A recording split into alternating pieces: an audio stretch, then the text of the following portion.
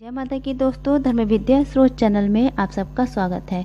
दोस्तों, आज की वीडियो में चंद्र ग्रहण से संबंधित जानकारी देने वाली हूँ। चंद्र ग्रहण के समय जो सूतक काल लग रहा है, क्या सूतक काल के समय भोजन कर सकते हैं, क्या खाना बनाकर रख सकते हैं। पहले चंद्र ग्रहण के समय लड्डू गोपाल की सेवा कैसे करनी है, लड्डू गोपाल को भोग कब लगाना है, मंत्र जप कैसे करना है, दीपदान कैसे करना है, शाम की संध्या भांति कर सकते हैं या नहीं, क्या तुलसी जी में जो दीपदान किया जाता है वो दीपदान कर सकते हैं, गर्भवती महिलाओं को किन बातों का ध्यान रखना चाहिए, चंद्र ग्रहण की समाप्ति के बाद क्या करना है, ये सभी बातें आज के इस वीडियो में शेयर करने वाली हूँ। तो वीडियो को आप अंत तक जरूर सुनिएगा। दोस्तों, तो सबसे पहले बात करते हैं कि चंद्र ग्रहण का समय क्या होगा। चंद्र ग्रहण 28 अक्टूबर दिन शनिवार को लग रहा है और रात्रि के समय 1:05 से 2:23 तक है, जो कि 1 घंटा 16 मिनट तक इसकी अवधि है। और चंद्र ग्रहण का जो सूतक है वो 9 घंटे पहले यानी शाम के 4 बजे तक लग जाएगा। बात करते हैं कि क्या हम सूतक काल में भोजन कर सकते हैं। तो दोस्तों, जैसे आपकी परिस्थिति है और आजकल परिस्थिति के अनुसार हमारी जो शारीरिक स्थिति है उस स्थिति के अनुसार हमें कोई भी नियम करना चाहिए। तो सूतक काल में शास्त्रों की बात करें तो शास्त्रों में ये बताया गया है कि सूतक काल में किसी भी तरह का कोई भोजन नहीं किया जाता है, खाया पिया नहीं जाता है। तो जैसे आपकी शारीरिक स्थिति है, कोई वृद्ध होते हैं, रोगी होते हैं, बीमार होते हैं, बच्चे हैं, चाहे गर्भवती महिलाएं हैं, उन पर ये नियम लागू नहीं होते हैं। आप अपनी स्थिति के अनुसार, अपनी शारीरिक स्थिति के अनुसार भोजन कर सकते हैं। या फिर आप ऐसा कर सकते हैं, सूतक काल से पहले यानी 4 बजे से पहले आप भोजन बनाकर रख लें और उन्हें तुलसी का पत्ता डाल लें। फिर 8 से 9 रात के 8-9 बजे तक आप भोजन कर सकते हैं। ये आप अपने इच्छा के अनुसार, अपनी शारीरिक स्थिति के अनुसार ये आप पर निर्भर है कि आप भोजन कर सकते हैं या नहीं। अगर आप चाहते हैं कि कि सूतक काल में भोजन नहीं करना चाहते हैं और भोजन किए बिना रह सकते हैं, तो ये आपकी इच्छा है। नहीं तो वृद्ध, रोगी, बीमार, चाहे बच्चे के लिए, गर्भवती स्त्रियों के लिए ये नियम लागू नहीं होते हैं, वे भोजन कर सकते हैं। कार्तिक मास के जो नियम शुरू हो जाते हैं संध्या काल से, जो तुलसी जी में दीपदान का जो नियम है वे क्या कर सकते हैं। तो संध्या काल के समय सूतक 4 बजे से लग गया है, तो सूतक काल के समय मंदिर के दरवाजे बंद हो जाते हैं, मंदिर के पर्दे लग जाते हैं, किसी भी मूर्ति के दर्शन नहीं किए जाते हैं, विग्रह के दर्शन नहीं किए जाते हैं। तो तुलसी संध्या काल के समय तुलसी में दीपदान नहीं किया जाएगा। चाहे आप अगर अपने दरवाजे के बाहर दीपदान करते हैं या मंदिर में जाकर कोई दीपदान का नियम ले रखा है आपने, तो ये नियम आप बिल्कुल नहीं करेंगे। आज शाम को जो भी नियम है आप कल सुबह से करेंगे। लड्डू गोपाल की सेवा की बात करें तो भगवान श्री लड्डू गोपाल जी को आप 4 बजे से पहले उनको भोजन करा दीजिए, उनको भोग लगा दीजिए, धूप दीप ज्योत प्रज्वलित कर दीजिए और फिर उन्हें उसी समय विश्राम करा दीजिए। यह बोल के, लड्डू गोपाल जी आपने भोग लगा लिया है, भोजन कर लिया है, अब आप विश्राम कीजिए क्योंकि सूतक काल लग गया है और ऐसे में मैं आपको स्पर्श नहीं कर सकती हूँ, तो आप विश्राम कर लीजिए। इस तरीके से बोलकर लड्डू गोपाल जी को विश्राम करा दीजिए। बाद ग्रहण काल के समय किन मंत्रों का जप करना चाहिए, क्या मंत्रों का जप करते समय हम माला ले सकते हैं। तो दोस्तों, मंत्र जप करते समय माला नहीं लेना है। में आप अपने मंत्रों का जप कर सकते हैं बिस्तर पर बैठकर या मंदिर के आगे बैठकर। पर्दा लगा होना चाहिए मंदिर का, मंदिर से थोड़ी दूरी बनाकर ही बैठे और मन ही मन में भगवान का ध्यान करें। जिस भी मंत्र को आप जपते हैं मन ही मन में उस मंत्र का जप करें। सूतक काल लगने से पहले घर के जो भी खाने की चीज़ है, जो भी फ्रिज में दूध दही बची हुई हैं या जो भी थोड़ा बहुत खाना बचा है, उसमें आप तुलसी के पत्ते डाल दीजिए। घर के जो मसाले हैं, नमक, चीनी, चाय पत्ती, जो भी आपने जो खाने पीने की जो भी वस्तुएं हैं उन सभी में तुलसी का पत्ता डाल दीजिए।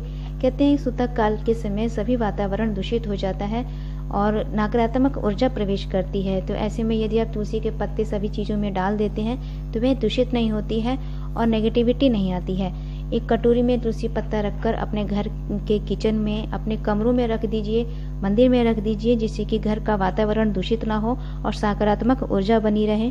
गर्भवती महिलाएं भूखी नहीं रह सकती हैं, बिना भोजन के नहीं रह सकती, क्योंकि उनके गर्भ में पल रहे शिशु को ज़रूरत होती है कुछ ना कुछ, थोड़ी देर पर कुछ ना कुछ खाने की। तो आप जूस ले सकते हैं, फलों का रस ले सकते हैं।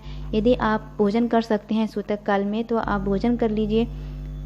गर्भवती महिलाओं को सूतक काल में अगर आप सो जाते हैं तो कोई बात नहीं, लेकिन ग्रहण काल के समय आपको सोना वर्जित है, आप सो नहीं सकते हैं। ग्रहण काल के समय आप अपने बिस्तर पर बैठ जाइए, बिस्तर पर बैठे बैठे ही भगवान के ध्यान में रहिए। 1 घंटे 16 मिनट तक की अवधि है, तो 1 घंटे 16 मिनट तक आपको नहीं सोना है। गर्भवती महिलाओं को अपने पास हल्दी, दूर्वा और तुलसी के पत्ते लाल कपड़े में बांधकर उसकी पोटली बनाकर अपने पास रख लीजिए और ग्रहण की समाप्ति के बाद यानी अगले दिन सुबह उसे एक वृक्ष के नीचे दबा दीजिए। वृक्ष के नीचे मिट्टी में दबा दीजिए ताकि किसी के पैर ना पड़े, या फिर पानी में विसर्जित कर दीजिए, जल में विसर्जित कर दीजिए।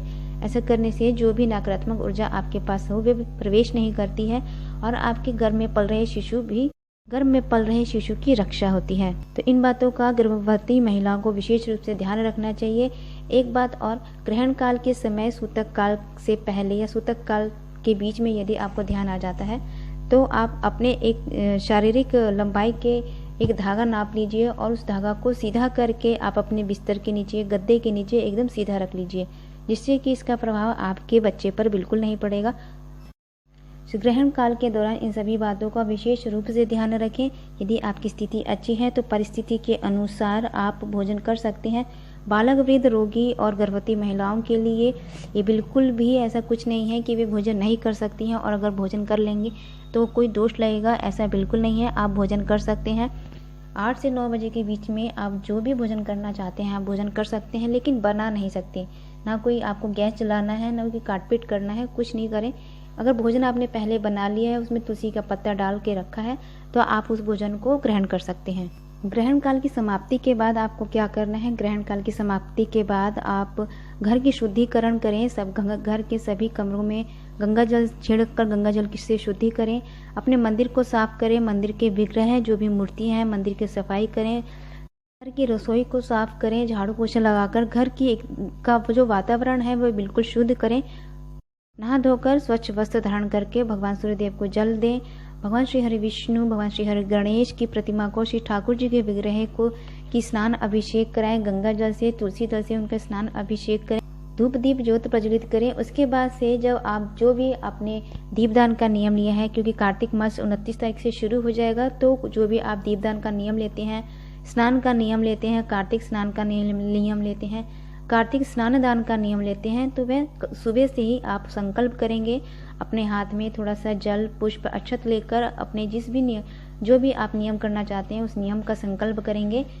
उस दिन से आप दीपदान कर सकते हैं, मंदिर में जाकर ज्योत प्रज्वलित कर सकते हैं, व्रत धारण कर सकते हैं। चंद्र ग्रहण के बाद, ग्रहण लगने के बाद अपने राशि के अनुसार दान देना उचित माना जाता है।